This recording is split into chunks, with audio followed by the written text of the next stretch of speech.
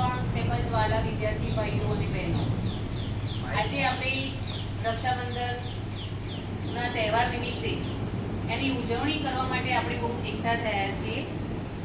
સૌથી પહેલાં તો એ કે જ્યારે રક્ષાબંધન ઉજવવા માટેની વાત આપણી સ્ટાફની અંદર કરવામાં આવી ત્યારે એનું આયોજન થઈ રહ્યું હતું કે કઈ રીતે રક્ષાબંધન ઉજવીશું એમ. તો બધાએ પોતાના પ્રતિભાવો આપેલા. એમ કરતાં કરતાં બહુ સરસ રીતે આપણે લોકોએ રક્ષાબંધનનું આયોજન કર્યું. સૌથી મહત્વની વાત એ કે છોકરીઓને એવું કામ સોંપવામાં આવ્યું કે તમે લોકો રાખડી બનાવીને આવજો.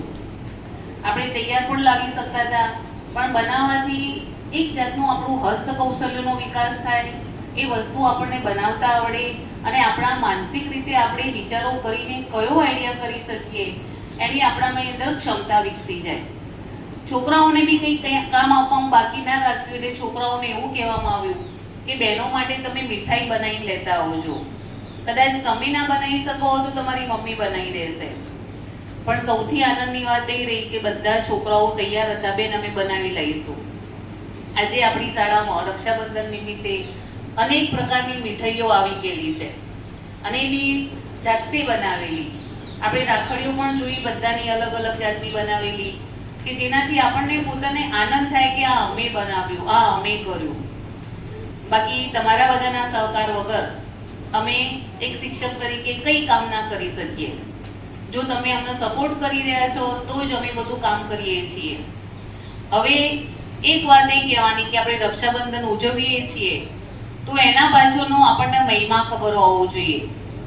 તો છોકરીઓને ખાસ કહું છું કે સ્ત્રી એક શક્તિનું સ્વરૂપ, સ્ત્રીની શક્તિનો મહિમા અપરંપાર. જો સ્ત્રી શક્તિ પુરુષ શક્તિની સાથે ના હોય તો પુરુષ અધૂરો ગણાય. એ ભાઈ હોય, પતિ હોય, પિતા હોય, પણ કોઈ પણ સ્ટેજ ઉપર જ્યારે એની સાથે સ્ત્રી ઊભી રહેલી હોય ત્યારે જ એ સક્ષમ બની શકે. આપણે લોકો શારીરિક દ્રષ્ટિએ એવું માનીએ છીએ કે પુરુષ શક્તિમાન હોય, પણ પુરુષની અંદર જે તાકાત કામ કરી રહી હોય છે એ સ્ત્રી સ્વરૂપે મેળવેલી હોય છે. ધારો કે એની મમ્મીએ એને માનસિક તાકાત આપી હોય, એની પત્નીએ, એની બહેને કે એની દીકરીએ આપેલી હોય.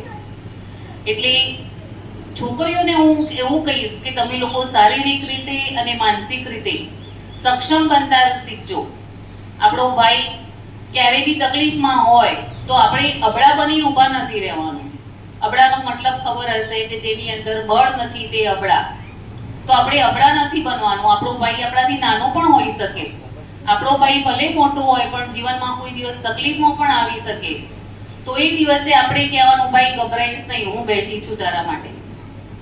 તમે લોકો હજુ નાના છો પણ અમે અમારા જીવનમાં એવા દાખલા ઘણા જોયેલા છે કે જ્યારે ભાઈ મામેરું લઈને આવવાનો હોય, ભાઈ જોડે પૂરેપૂરી સગવડ ના પણ હોય, તો એવા સમયે બેન કહેતી હોય છે, બેન ભાઈ તું આઈને ઊભો રહેજે, ખાલી મારા માટે એટલું ઘણું.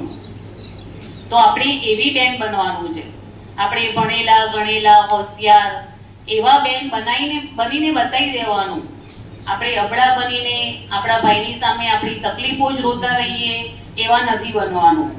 એટલે છોકરીઓને ખાસ કહું છું કે ભણજો, પોતે તૈયાર થજો, પોતાના પગ પર ઊભા રહેજો અને પોતાના ભાઈને તમે પૂરેપૂરું પીઠબળ આપી શકો એવા તૈયાર થજો.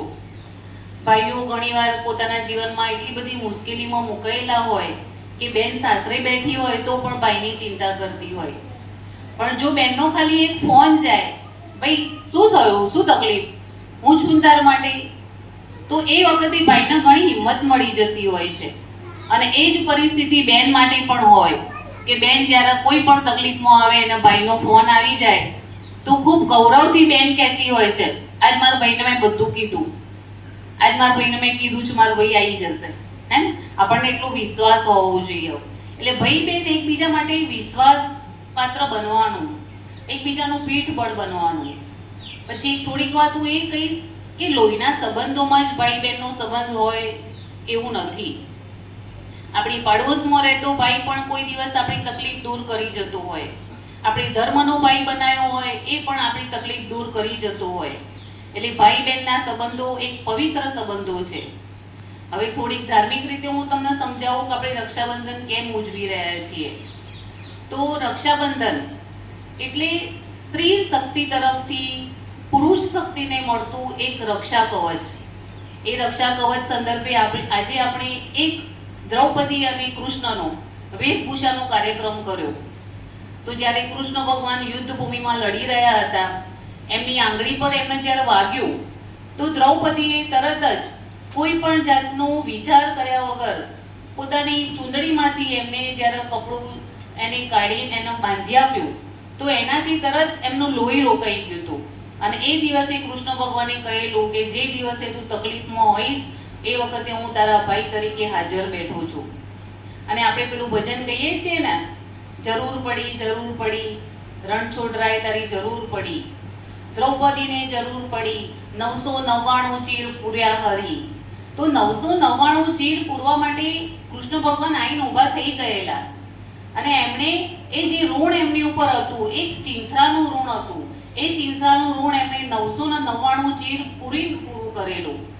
એટલે એ જ રીતે જેમ દ્રૌપદી અને કૃષ્ણની કથા આપણે સાંભળી, એ જ રીતે ઇન્દ્ર અને ઇન્દ્રાણીની આપણે એમ માનીએ છીએ કે રક્ષાબંધન ભાઈ બહેનનો તહેવાર, પણ એક પત્ની સ્વરૂપે પણ આપણે આપણા પતિને રાખડી બાંધી શકીએ છીએ, આપણે એનું રક્ષણ કરી શકીએ છીએ.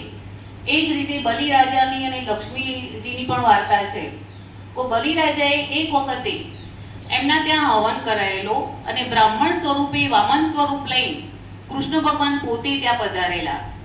એટલે વામન સ્વરૂપે આવીને એમણે બ્રાહ્મણ તરીકે દાન માંગ્યું એમની જોડે કે તું શું દાન આપીશ એમ.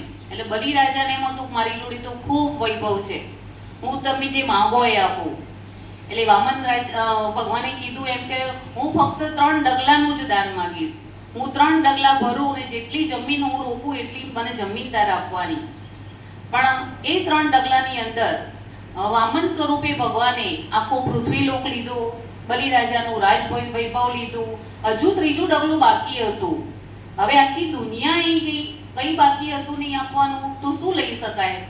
તો છેવટે બલિરાજા પોતાની હાર સ્વીકારીને એમણે કીધું કે ભગવાન તમે મારા માથા પર તમારો પગ મૂકી દો. અને એમનું માથા પર એમણે પગ મૂક્યો વામન સ્વરૂપે એમણે, અને જ્યારે એમ કીધું હા મારા 3 ડગલાનું ઋણ પૂરું થઈ ગયું, તે મને જે પ્રોમિસ આપી તે મેં લઈ લીધું.